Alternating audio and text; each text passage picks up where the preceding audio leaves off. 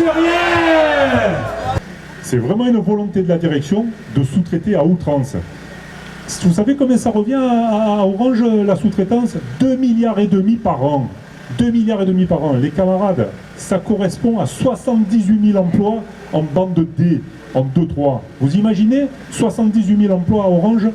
C'est pour ça qu'on revendique la réinternalisation de l'activité sous-traitée pour la CGT.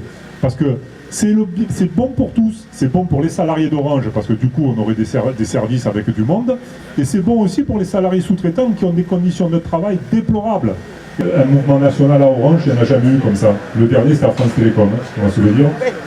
Orange, c'est 42 milliards de chiffre d'affaires chaque année.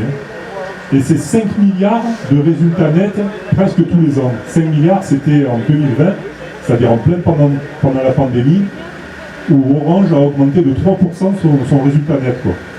Donc quand on nous fait le sketch, il n'y a pas d'argent, s'il y a une entreprise où il y a du pognon, c'est bien Orange. De l'argent, il y en a. Par contre, il n'y a vraiment aucune volonté de le partager autrement. Alors il faut savoir que sur les Bouches-du-Rhône, ils veulent fermer les délais. Ils ont déjà commencé à fermer Saint-Pierre, puisqu'il y a des salariés qui sont sur le site de Saint-Mauron, alors qu'il n'y a eu aucun accompagnement.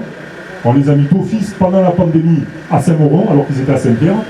Ils veulent fermer Réatu, ils veulent fermer Martigues, les balancer à Vitrolles. Il y a tout un plan immobilier là, qui est incroyable. Tout ça pour faire encore des économies, alors qu'on fait 5 milliards de bénéfices. Je pense qu'il faut qu'il y ait une réaction massive des salariés. C'est pour ça qu'on a voulu faire un rassemblement à Saint-Mauron aujourd'hui. Leur dire que si on arrive à bouger, on va obtenir. C'est obligé. Donc nous, la CGT, on va vous proposer d'autres actions, évidemment. Alors là, non, on ne veut pas qu'il y ait que Saint-Mauron comme site, parce qu'on va se le dire. Actuellement, sur Saint-Mauron, on est 700. Là. Vous avez vu le parking? C'est dur de trouver une place. Vous avez vu la cantine? On a du mal, il y a la queue, on met 1 heure de queue pour aller manger. Ils nous annoncent 1300 personnes à Saint-Mauron. Le jour où on est 1300 personnes, je vous l'ai dit, on va travailler dans des KGB.